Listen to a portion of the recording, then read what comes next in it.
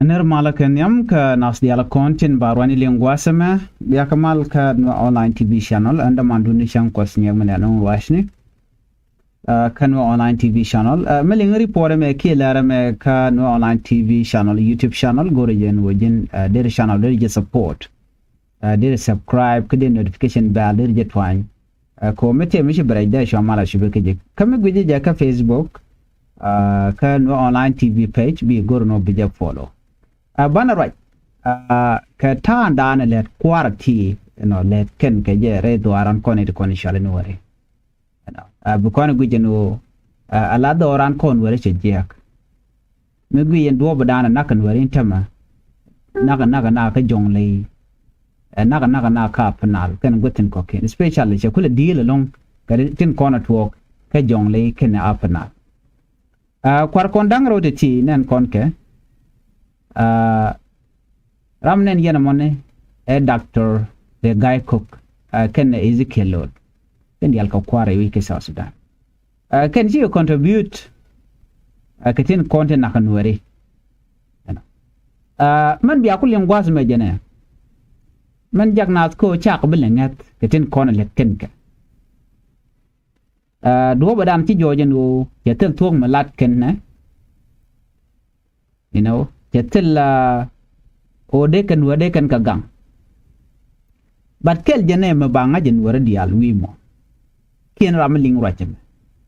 Ano jin bela kwer manyam. Kwer poinde awa yaju karodo. Ano benego bikaladika. And yajma poinde. Bukwer balwangde. Ke power dana tege je beje use ka dom ko achimo dom je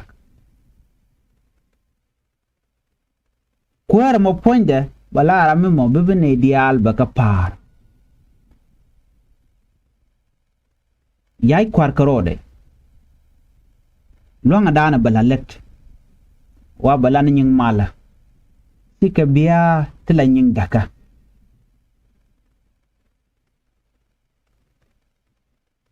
ala kwar mu kon ko chai kan la kwar chi malat ka gadu gwazam ken ko kwar la tok cha kwanya kir batilet kana kan ware sika biyon kwar dana de kana lat ye ta dana use can power in use kana ke gorjen o de kan tok de kana lat ke queen ene dia Chicken del gorim we kaka. Miku benefit ne ka ken karodian. Tijan do kwara no mone. La kwar poinda. Yo beneten tot te la ji kwara tin no ka je. Yo ken belwa kone. Dong mete bon mo tot. Mu kwa ja appreciate ken no ka je. Kedin kon le de ko mo de ka yo na mo chi kwar. Ano jin bene de tot lam ku bugo moy ka yow e jin kwar ci kwar no mo ano jin ana be family members ke jidu arun bika favor ke biga kam door jange yoti ke bi me la lar kene bi yan mi mitel tar bi lat ki bro de permission o yana be ye loka do be menen ana kuer mi dierigen ke mu we kaja ke man chalke personal interest la mu we kaja mi ku benefit ni ja anada gujen o kuer mo ti kuer mo gwa kuer mo nong no rode ko chene ga jaga ban pi nogo ni men we kaja nogo ni mu ku je benefit ke nong no de we ke lu dar benefit ke kamada le ro do gwasame ano che te kanat te gang kan kom ne ken ke kwere ken a chicken guru de na de tik use can power in ka duo mi je ti mo duo mo kwa mi jojo no chi kwer te goro balana tin kontin gore lajen kwer mo chale la lotke ka chale la ngatke teram la le la dier ke already ci kuer ci tedi ci to ba chutel ger mi beben eno tembe ger betel anet ci jien be ger ba kul lot wo mu ngore tena kuer mo ma deg na yo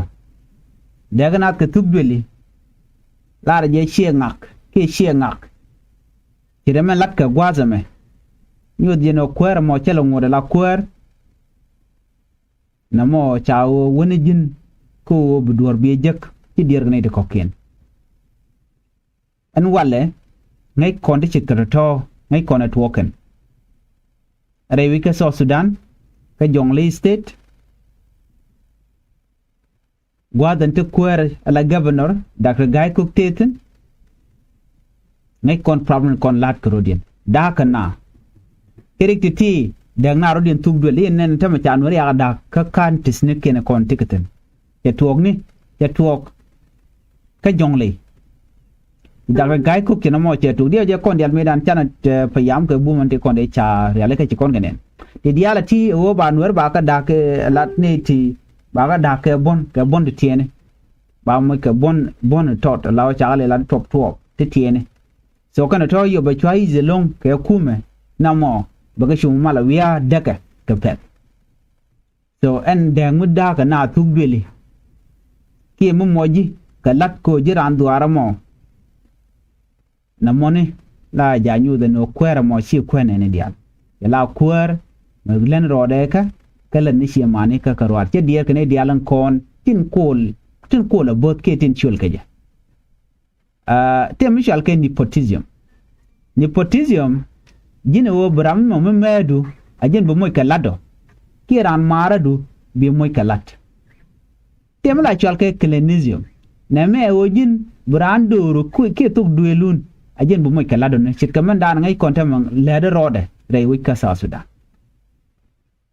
na me point de yera community nware ko na ko gadak ajen be jang na ko ntame cha kwan weran konta nyam dan cha kabla ngata long ko ken de ti ke ti bej to gor de ke chartan che mandana chalat men ji konen ke lol gat kot me lara je no tel Nuer ya nak ke 2013 ka charo ke video de ne ka gwade da ne no cha Nuer ya nak nga kirim ya dit ala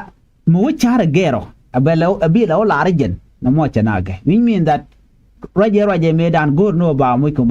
kom kace dakta ma cha chelet ke kwide ci yene cha yene cha kamra lor tera me mo she nyot ci kim ya di de kamra ke kwinga ke kwi dakta ma cha ko dakta ma cha che la rodi ya lol gat ko cha ji ba re ti jen mu ka lol gat ko kana kon brar no tel mi chalema men mi cha lol gat ko chalo en joga me mi ci lol gat ko te broje chola ke men refugees no ken ke de kon chola no chola ke no ke neti terrorist ke neti la jitar kume te wina tege jogna do no de ala continent re which Ethiopia re which Uganda re which Kenya wona ga re which Sudan ne de ala ti ke jitar nga ke jitar kume ka chola ke no wera ti chikana but ke rebel rieda mokor wade nyu de lol gat kodam position dana teten nyu de jana la quarti la dishonest ke kwar daka na ne to chika kwar chika rongo de kan we de kan roj e changtaran ke kwaktung man tedi man jang na ko bna roj lo te roj mi chalat lol gat kod cheri pore dana e chalat ji United States Chiagap, jen beni bega United States. Yala ambassador na tong mi ka New York dio je ka Gwasidan. Kala ka Kwiso Sudan. Magaga information ma chala da ji United States report ana chala da kan magaga jen which mean that there's something serious kalul gat kot. Muagang ne ne ite mote chi kana kana ne ken ka balaro tel Nuer ya target. No mo chengle la politique miteri che jenga politique yene ite nakana ne kun di rajino ti ade rajino naga cha nang nuari cha biyon right now you kon chunga jeno cha na dak cha lo Nuer cha ka mat geka cha ka dak penken ka lo Nuer community ka rodien anga wude me cha ka dak a doctor de guy cook ka shelwang yen menen yan tamare loka to kor ngwan te gitini chang te gane di chung kel ke kir mi hadit kene di chung kel ke kir te gorge jeno ba wi Nuer bar yaleka ka nga tugum mi kono be kon ke sen jiken te lol gat ko te contribute ne ga chenge dan e nakana kanasar juri ke ngwan chugalat chana cha nyom da ke di enen ku dier chana daktin eken so mi chitgane me ga di chigan leno den wade ka go let ken ode ka go pankin karodi dwal ken ka bon no mi chunwer charen mat ngai ken hotel way out kake che changra no malu ben la to gade tele ka position gwal bu weten ko binere ko la citizen bi ken ne ken content gu ken ka bi ken ka lele ken ga kwai so an ku inquire ngoda bo joyimi dit kaka ko ngai ken agwano ken de ti cha displaced ti chicken gad chicken bu kwanyo